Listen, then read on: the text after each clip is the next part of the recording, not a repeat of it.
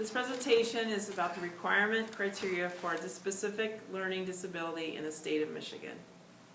The purpose of this presentation is to establish the criteria that must be followed in Michigan to determine the existence of a specific learning disability for a student suspected to have a specific learning disability. What is a specific learning disability?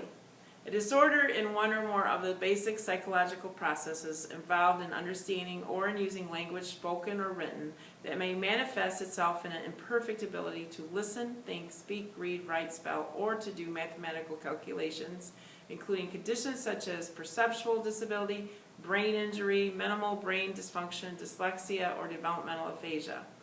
Learning problems that are not included are those problems that are primarily the result of visual, hearing, and motor disabilities, of mental retardation, of emotional disturbances, or of environmental, cultural, or economic disadvantages.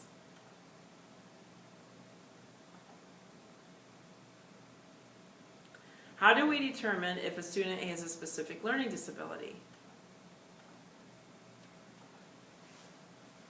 There are certain criteria used by the multidisciplinary evaluation team met to develop and produce an evaluation report to make a recommendation regarding eligibility to the individual education program, the IEP team.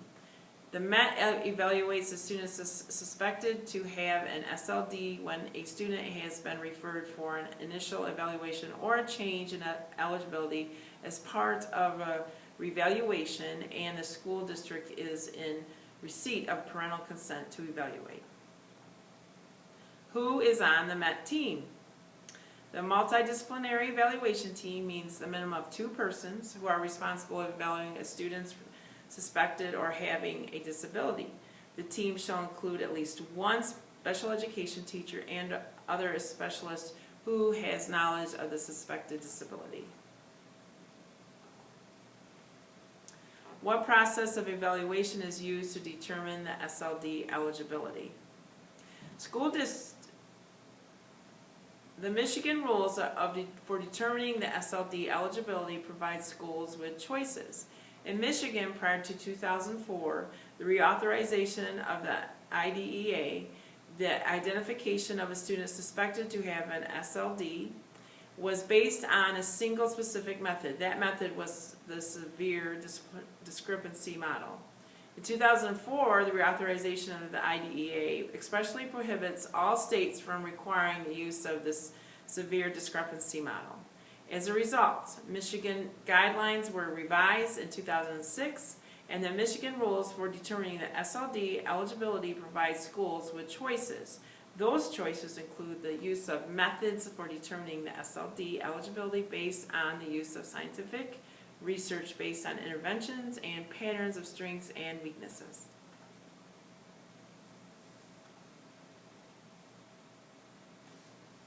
School districts should be thoughtful and intentional when selecting processes and procedures for determining the existence of the SLD. Each school district must be determined which process or combination of processes it will use to determine the SLD eligibility and to ensure that the education community and parents are informed of the district's processes. Each school district must develop a synthetic plan to operationalize the state criteria for the district's use. In making the decision regarding the process to be used for determining the existence of an SLD, each school district must consider the extent of which it has implemented a process based on the student's response and scientific research-based interventions. Review of existing evaluation data. A review of existing evaluation data is a process of looking at a student's existing data to determine if additional data are needed as a part of an initial evaluation or as part of reevaluation. The review of existing evaluation data and evaluation planning process is often referred to as the read. It is not required for the read to be completed in a formal meeting. It is best practice to collect and review all existing evaluation data on the students before beginning and the initial evaluation. If the read indicates a need for additional assessment, The identified assessments must be completed prior to the IEP meeting where the determination of eligibility will be made. Specifically, the group conducting the read must determine whether further assessments are required.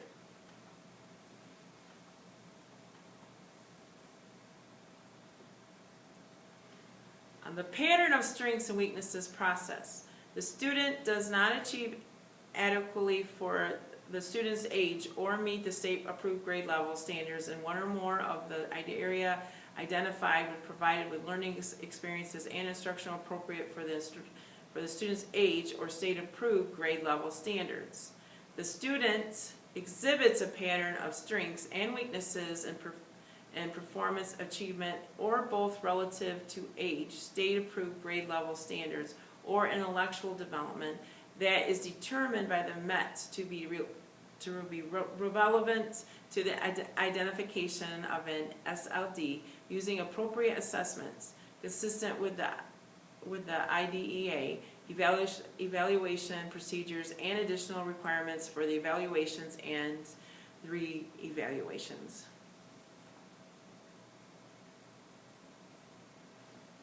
Criteria for the establishing an academic skill deficit.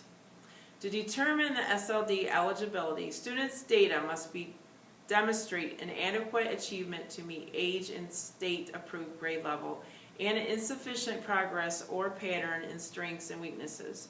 Schools and evaluation teams must follow these criteria. Insufficient progress must not be based on any one measure. The finding of an academic skill deficit and insufficient progress must be based on the school district's established objective criteria as applied to data on the student's level of performance. These are commonly referred to as decision rules. The IDEA clearly states that one benchmark for considering a student's extent of adequate achievement must be age or Michigan-approved grade level standards. No single benchmark or measure is sufficient under Michigan criteria. The student should evidence an adequacy on multiple measures to be determined the SLD eligible. The student's level of intellect must not be used to include the student from the SLD eligibility if the student otherwise qualifies for and requires special education programs and services. Suggested parameters for establishing an academic skill deficit. These are not intended to be absolute cut points, and the convergence of multiple sources of data needs to be considered by the evaluation team. The decision and to what constitute an academic skill deficit is a complex decision and will require a degree of professional judgment. The decision must be based on valid and reliable data.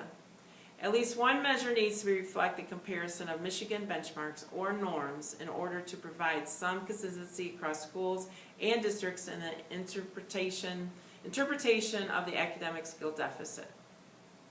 Curriculum-based measurement results that include at least 6 data points that are at or below the 9th percentile may be considered significant. And the criterion reference measures compare a student's performance to the goals of the curriculum. These may be provided within program materials or set by teachers. An academic skill deficit could be indicated by results that are at or below 50% of the grade level expectancy. Special considerations. When considering student results that rely on students' response to scientific research-based intervention, the MET needs to be able to ensure that there was a research evidence base for the interventions implemented, and the interventions were implemented with fidelity. When considering students' results that rely on students' pattern of strengths and weaknesses, the MET needs to be able to ensure that. They follow the district's guidelines and the decision rules for the analysis of the strengths and weaknesses. Exclusionary factors. The Met is required to consider what is commonly referred to as exclusionary factors.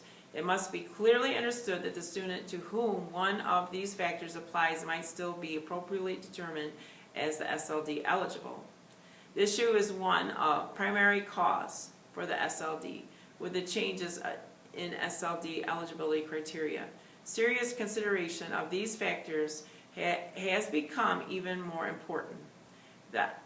The IDEA requires that the determination of the SLD eligibility must not be determined based on findings that are primarily the result of lack of appropriate instruction in reading, including essential components of reading instruction, lack of appropriate instruction in math, and limited English proficiency. To determine the SLD eligibility must not be based on findings of inadequate achievement and insufficient progress in patterns of strengths and weaknesses that are primarily the result of a visual, hearing, or motor disability, a cognitive impairment, an emotional impairment, a cultural factors, environmental or economic disadvantages, or limited English proficiency.